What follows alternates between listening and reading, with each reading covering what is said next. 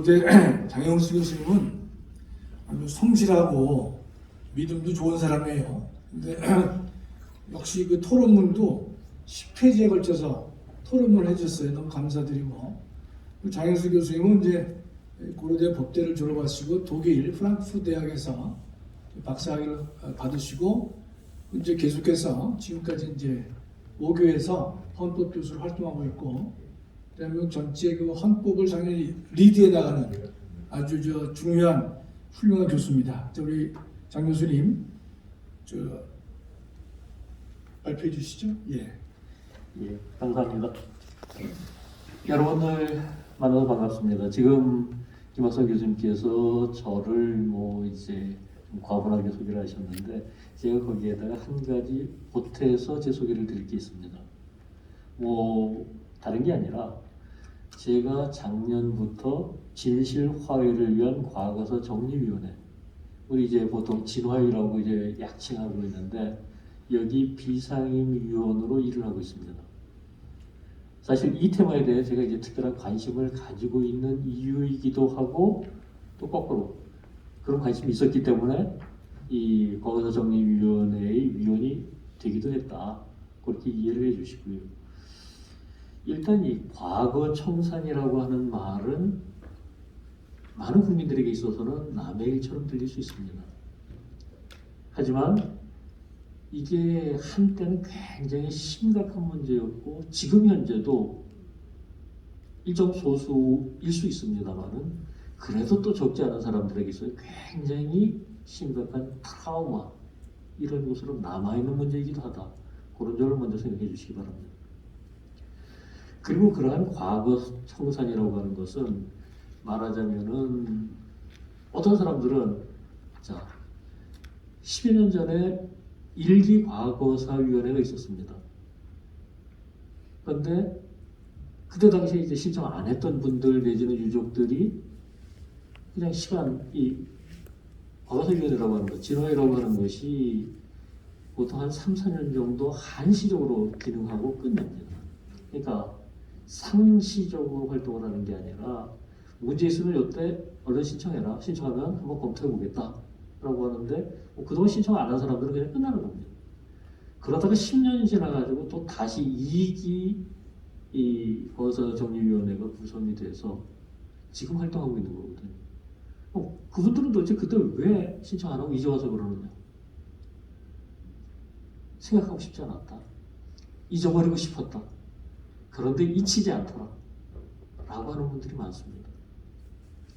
아픈 과거를 잊기를 원하지만, 어떤 종류의 과거는 잊혀질 수 없고 또 잊혀져서도 안 됩니다. 이 청산되지 못한 과거라고 하는 것이 마치 속으로 골마가는 상처처럼 그대로 방치했을 경우에 큰 문제를 일으키는 경우들이 많기 때문에, 우리나라뿐만 아니라 오늘 얘기했던 나치 청산의 경우도 그렇고, 혹은 또 이 심각한 독재를 경험했던 남미 국가들 중에 있어서도 이 과거 청산 문제들이 꽤나 많이 논의되고 진행됐었습니다. 이런 과거 청산의 방식은 다양합니다.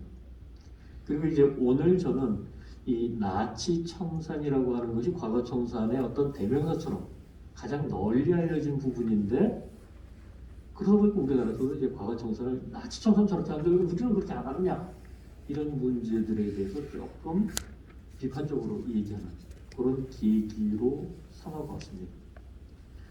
사실 과거 청산이라고 하는 것이 손쉬운 일은 아닙니다. 아까 말씀드렸듯이 그냥 잊어버리고 싶은, 당한 사람이 잊어버리고 싶은데 가해자 입장에 있어서 오죽하겠습니까? 우리 역사적 따지면 친일파 청산의 문제도 있었고, 혹은 해방 직후에 있어서의 어떤 여러 가지 이제 4.3 사건이니 여성 반란 사건이니 등등에 얽혀서 희생된 사람들도 있었고, 전쟁 중에 희생된 사람도 있었고, 독재 정권 하에서 희생된 사람도 있고, 온갖 종류의 수십 년 동안 수많은 사건들이 있는데, 그거 잊어버리자. 왜 그때 그거 청산하지 못했느냐? 한편으로 청산할 수 있는 여건이 안 됐었고, 다른 한편으로서는 직권자들의 이해관계나 이런 것들하고 맞물려가지고 그런 경우도 있지만, 국민들이 먹고 살기 바빠서 생존 자체가 힘들어서 그런 경우들도 있었습니다. 그런데 이제 나치 청산 같은 경우는 우리가 주목하게 되는 것이 일단 기본적으로 깔끔합니다. 아까 신동 교수님 발표하신 것처럼 그 깔끔함이 과연 어디까지 가느냐, 이건 또 다른 문제지만 일단 나치 청산의 경우에 있어서는 나치가 반인도적 범죄를 했다는 사실 자체가 너무 뚜렷합니다. 유태인 학살뿐만 아니라 독일인들에 대해서 내부적인 문제들, 안락사 문제라든지 뭐 여러 가지 이제 단종 문제, 예컨대 유전적 질환자 같은 경우 뭐 독일의 피를 혈통을 갖다가 이제 더럽힌다 해가지고 전부 다 이제 거세 시술을 한다든지 뭐 이런 경우들까지 있었거든요. 그리고 그런저런 범죄 명확성뿐만 아니라 이것도 또 내부적으로 하다 보면 이해관계가 겹칠 수 있었는데 이게 전후 패전으로 실제 이 나치 청산의 시작은 전성국들이 시작한 겁니다. 독일인들이 스스로 자발적으로 한 게 아니라. 그리고 나서 이제 전성국들이 이 서독 정부가 구성이 되고 거기에 대해서 이제 권한을 이양하면서 이거 일들이 계속 잘 넘겨준 거고 그걸 이어받아가는 것이거든요. 또 다른 한편으로서는 우리나라 같은 경우 하더라도 지금 노무현 정부에서 처음 시작했고 지금 문재인 정부에서 이게 하고 있는데 다루는 사건은 50년 전, 60년 전 사건들이 많습니다. 그러다 보니까 이걸 다 헤집어서 처벌하자 이런 얘기 못합니다. 하지만 나치 경우에 있어서는 나치 폐반과 동시에 전성에서부터 시작한 이런 문제니까 시간적인 문제 같은 것도 없고 결국 처벌을 통한 청산이 불가능한 이유가 없었던 겁니다. 그럼에도 불구하고 이런 나치 청산에 대해서는 아까 신동일 교수 말씀하신 것처럼 이 시간이 흐르면서 여러 가지 문제들이 나타나게 됩니다. 또 아까 이제 그 오른마음 교수 이제 발표할 때 여러분들 들으셨던 것처럼 실제로 그와 관련해 가지고 이제 어떤 부분적인 판결들 그런 것들을 스스로 바로잡는 것은 그 직후에 되지를 못하고 98년에 가서야 이제 들어서 법이 만들어졌다. 뭘 말하겠습니까? 과거 청산이라고 하는 것이 독일과 같이 과거 청산을 할 수밖에 없는, 안 하면 큰일 나는 그런 상황에서조차 그런데 우리의 경우에서도 독일의 경우는 너무 미흡하고 부족하고 이런 식으로 생각할 것은 아니다. 그렇다고 해서 안 해도 된다는 얘기는 절대로 아닙니다. 아까 말씀드린 것처럼 이게 제대로 되지 않으면 속으로 곰습니다. 우리가 이제 그런 얘기 자주 하죠. 역사에서 배우지 못하면 역사의 잘못을 되풀이하게 된다. 우리가 일본의 어떤 교과서 왜곡이나 역사 교과서 같은 것들 이제 계속 문제 삼는 거. 니들 옛날 같은 짓 또 하려고 그러느냐? 근데 이걸 우리 스스로에게 되비쳐놓고 본다면 우리도 과거에 그런 감지 못한 여러 가지 민간인 인권 침해니 뭐 이런 문제들 반복하지 않기 위해서라도 이거 똑바로 알고 이거 잘못했다라고 하는 것을 확인하고 재발방지 수도 큰 이런 것은 분명하게 필요하다.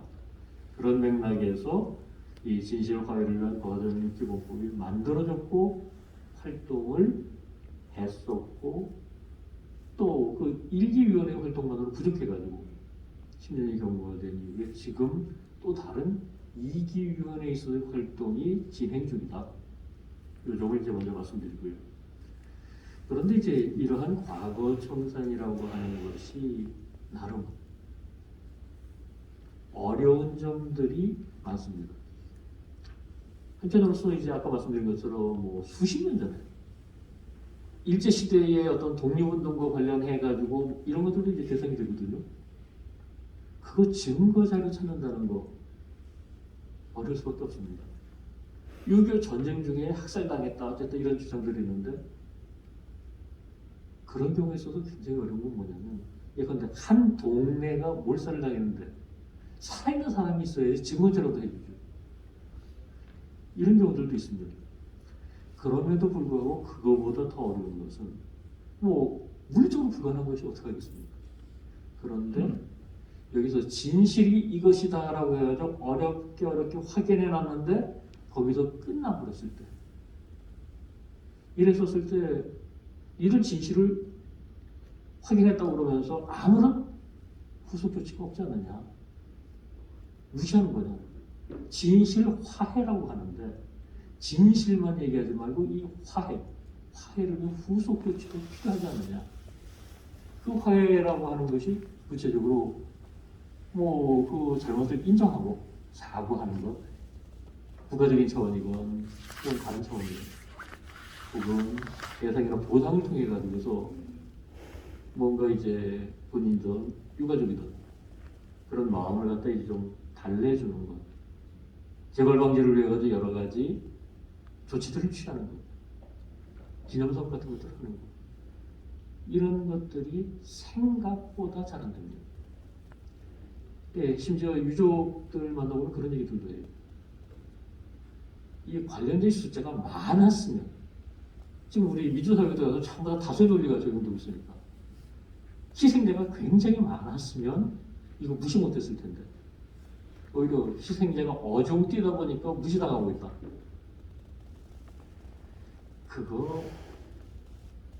그 마음은 이제 우리가 알겠지만 바람직한 얘기 아니지 않습니까? 그런 점에 있어서 적어도 우리가 그 희생자가 아니고 유족이 아니더라도 그런 상처를 보듬어 주는 데 있어서는 함께 해야 되지 않느냐. 그리고 그런 맥락에서 봤었을 때 이제 독일의 나치 청산과 대한민국의 과거 청산은 이 과거 청산이라는 기본적인 유사성은 당연히 있지만 여러 가지 차이점들이 있고, 또 그러한 차이점으로 인해 가지고 좀 달리 봐야 될 부분들도 있다. 특히 친일파를 옹호했기 때문에 처벌해라, 5.18 비판 금지법이다, 이런 식으로 나가는 거, 이게 올바른 방향은 아니다. 그건 아까 이제 신도일 교수께서 이 독일 형법에 있어서의 그 허심 A조 같은 경우에 있어가지고 결국 제기는 못하지 않느냐라고 얘기하는 그 전철을 밟아가는 그런 것이 될 수 있고, 결국 처벌이 아닌 진실 규명과 화해 통합, 이런 쪽으로 방향을 잡는 것이 현명하다. 이게 이제 저의 결론이었습니다. 감사합니다. 감사합니다.